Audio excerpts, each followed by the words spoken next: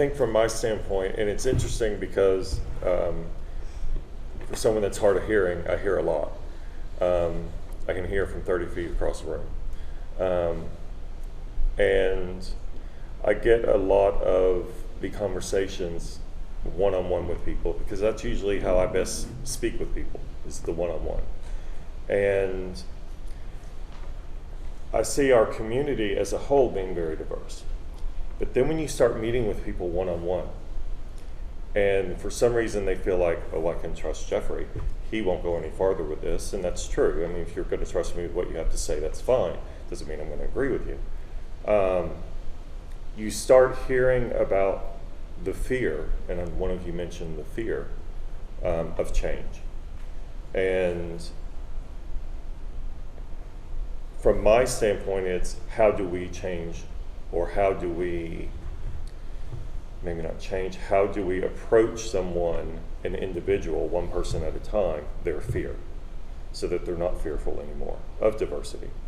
And whether it's transgender, whether it's color, people of color, whether it is gays who are afraid of straight people, and they're out there. And there are straight people who are still fearful of gay people. We love to post on Facebook, social media, whatever you want to call it, you know, how open we are, you know, everyone welcome, everyone welcome. And then you meet one-on-one with them, and I'm going, okay, that's not what you posted last week. And so sometimes I have felt, and some people disagree with how I handle it, I've been of the theory of sometimes in order to get a group to unite, first you have to divide so that people will actually come out and say, you know what, I support that. Whether that is the majority or the minority viewpoint. And it has come up in the past, in my past, where people, you know, came at me thinking, oh, that's what you think. And it's like, no, that's not what I think.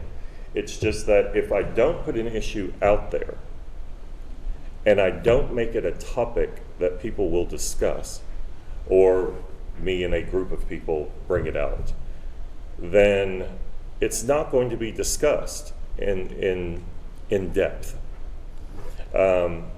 We do very well on the surface, but when you start delving into people's true and honest fears or their feelings, that's when we start learning, and that's when we start better educating people, because we find out what they are truly fearful of. And, you know, the issue that came up with ILSB, you know, I figured it would come up at some point, so I'll bring it up. You know, there were a group of people who felt behind the scenes, I mean, one-on-one, everyone was telling us, you need to do this, you need to do this, you need to do this. And there was a group of us going, no. So, you know what? Sometimes in order to change people's minds, you have to just put it out there. So we put it out there. And what most people didn't realize is before, excuse my language, the shit hit the fan, that decision had been out there for 5 days. But no one said anything. Nothing was being said. And I was like, Jesus, we put this out there. Would someone talk about it? So that's when I contacted Ty with Leatherati. And I was like, I want to do an interview. And she was like, sure, what's it about? And I told her. And she said, oh. And I was like, well, we put it out 5 days ago, and it's got no traction. So let's just put it out there, front and center. Boom. And, well, it did. And on Friday afternoon, that late Friday afternoon in October, it was put out there. And the shitstorm started. And I sat back, and my partner at the time, David, and I sat back, and we went, well, here we go. And we were getting emails from people saying, we totally support your decision. This was the most wonderful thing you could have done. And I'm like, well, then go out there and put that out there. Well, then the crucifixion started. And they were like, well, I'm not doing that. Oh, I'm pounding on the table, sorry. I'll sit on my hands. I'm disagreeable. But they were like, no, I don't want to be the one that gets crucified. We're cool with you being crucified, but we don't want to be crucified. And then what I would call the reasonable people of our community who made sane, good arguments about why it was not a good decision came forth. There were the extremists, and that's fine, you're going to have them.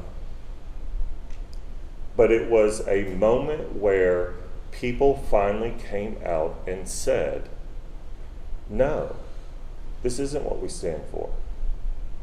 We stand for diversity. I always ask people, how do you think ILSB, within 5 days, reversed the decision? It was because in order to change minds, sometimes you have to go out there and say, you know what, here's the topic, would you fucking discuss it? Because we're all doing it in small groups. But is anything really changing? Were any minds really changing? But then we put it out there to the entire community, because the community had to get behind this. A community had to come out and say, this is why we believe what we believe. This is who we are. And we had to remind ourselves of who we were, that we are diverse, and that we do welcome everyone. But some of the comments we were getting at the ILSB 4 weeks before we came out with this decision was totally opposite. From contestants to judges to participants that came to ILSB saying, you need to change this, you need to change this. And we kept going, why? And then I went, we got a bigger problem here. There is a huge issue here. Why are y'all so dead set against a transgender, gay identified male being up on a stage for a contest? At the end of the day, y'all realize it's a contest. Why are y'all so adamant about this? And David was the one that came to me and said, so how do we put it out there? I said, well, we're going to do a press release. Here we go. And the board said, yeah, let's do it. And then nothing happened. It still wasn't even being discussed. And it's not investigative journalism when I have to call the journalist and say, this is what we've done. Please put it out there. And everyone said, oh, well, this is what Jeffrey believes. Do you know the arguments that I put out there were the ones that were given to me on why we needed to make the change? And I'm sorry, and if anyone in this room, if you gave me that piece of advice on that argument, I hate to tell you, that was the stupidest argument. It made no sense. But until we came together as a community and read it, and then came together as a community to talk about why those excuses, or those reasons, if you want to even call it that, weren't applicable, then it wasn't going to be discussed. We were still just going to put on our happy face and tolerate it. We're not about just tolerating. My goal is not to tolerate something. My goal is to be accepted. My goal is for the person that's sitting beside me to understand and accept, not tolerate. You tolerate a boil on your butt because you have to. But you put some salve on it and it goes away. Right, Carl?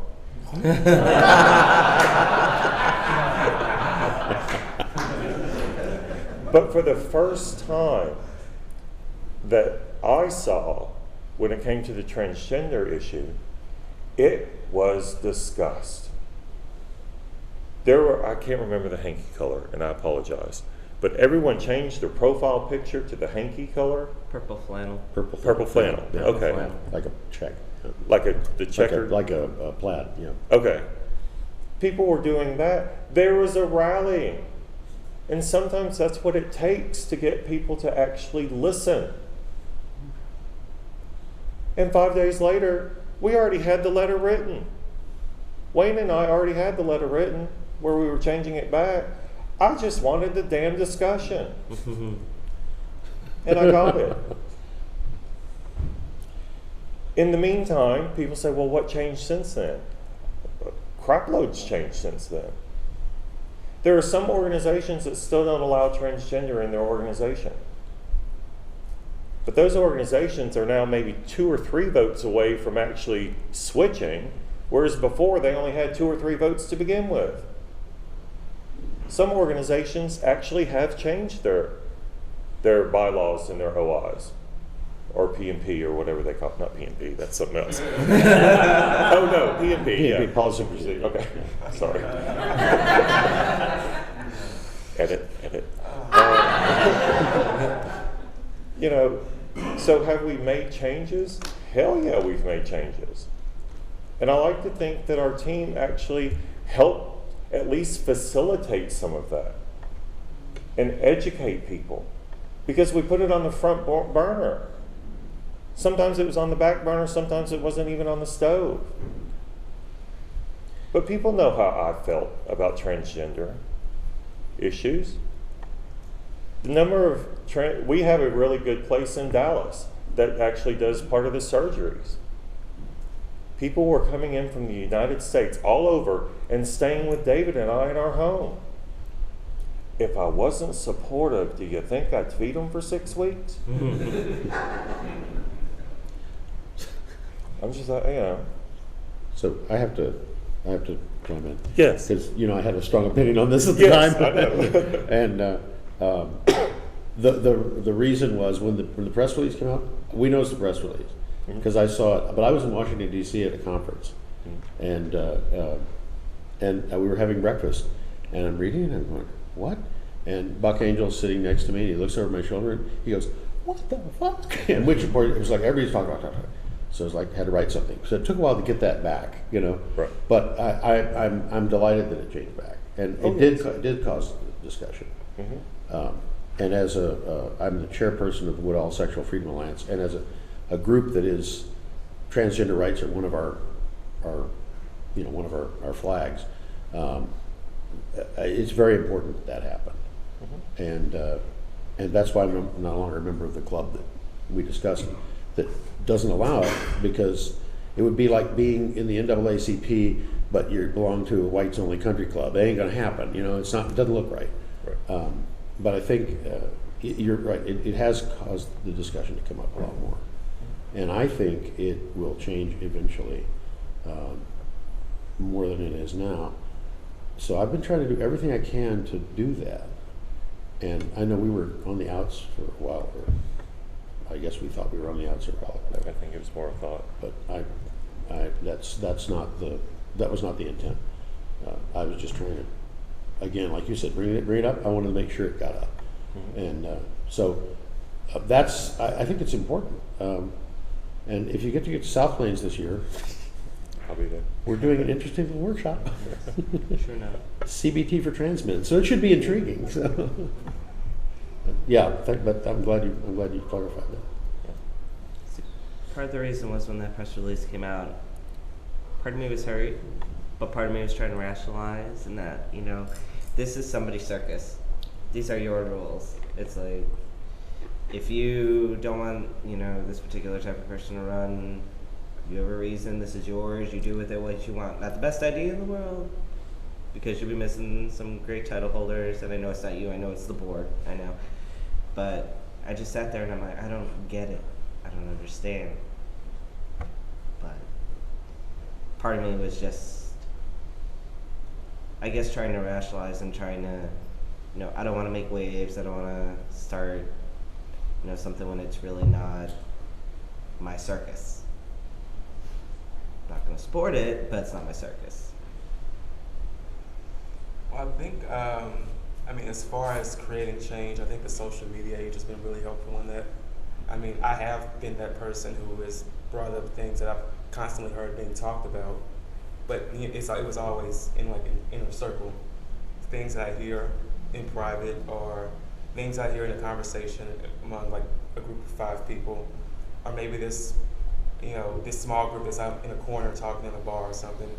And just like, well, these are things that I've kind of internalized for years or have been hearing about constantly. And it's just like, okay, if this is something that I feel, even if it's going to make some waves, why not just put it out there and just say it and just have a conversation?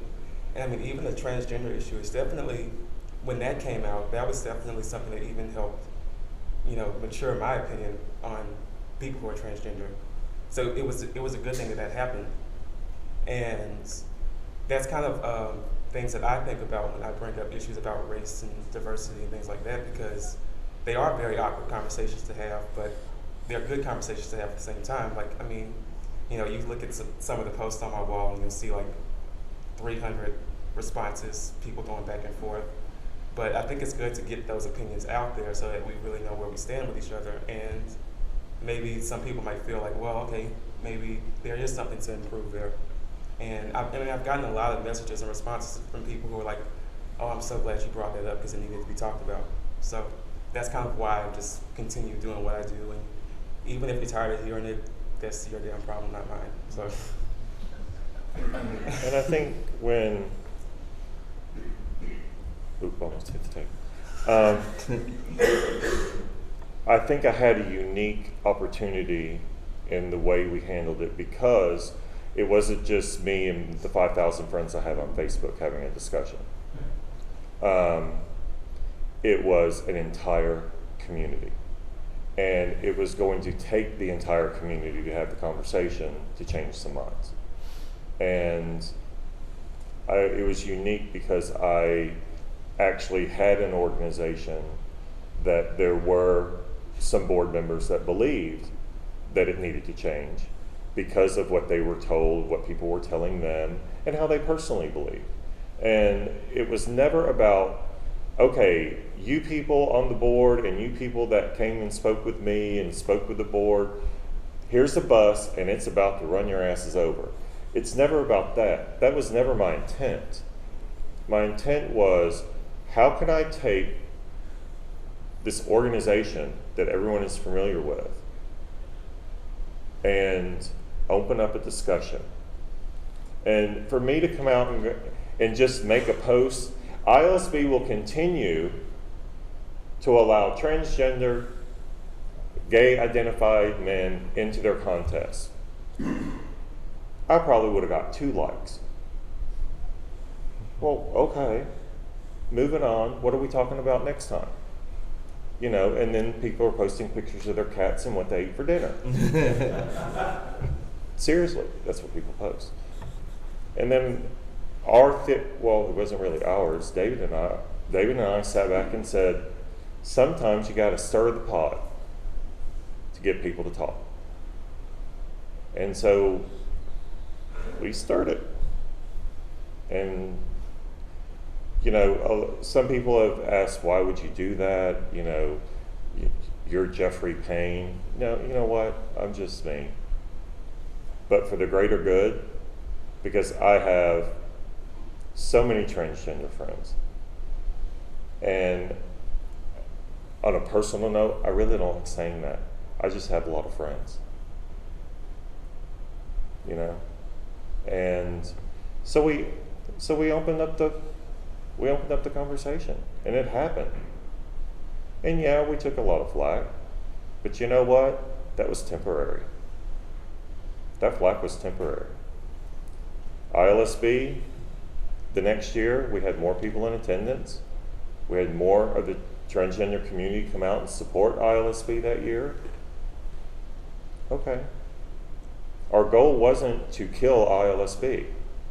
Our goal was to create a conversation and educate the people who, like you were saying, are standing in a corner somewhere with a group of 5 saying, I don't like this, I don't like this. And their argument was basically what we put out there. And it really wasn't much of an argument. And they realized that very quickly. Now, we could have done without the couple of death threats, but, that actually, I thought, ooh, someone actually does want to kill me. Nice ego boost. What's that? Nice ego boost. Yeah, it was a good ego boost. We'll go with that. No, it's, I think where my bigger issue came in with that whole ordeal were the personal attacks. It was like, come on, people. You're missing the boat here. The conversation should be about this, not about Jeffrey Payne, not about David Roy. The conversation should be, how are you going to change? And I will tell y'all this, one of the most incredibly well-written letters or emails that I received was from Paul William, who was our International Community Bootblack that year. And, he wrote me a very long email, but it was so articulate and so well worded, and it never said a curse word, it never threw me under a bus, it never threw the board under the bus. It explained exactly from the point of view of a transgender human being how he felt and why those reasons, point for point, were not reasons. And that's why he made it, in my opinion, one of the best international community bootblacks out there. But I looked at, when you mentioned the HIV crisis, that brought our community together. For those of us who lived through that, and you're saying 80% of the people you knew were passing away. David used to tell me that he was going to at least 1, if not 2 or 3 funerals every week during the height of that crisis. And that brought us together as a community. And sometimes, and I hate to say this, but sometimes something bad has to happen for all of us to actually unite. Wouldn't it be nice if that wasn't the case?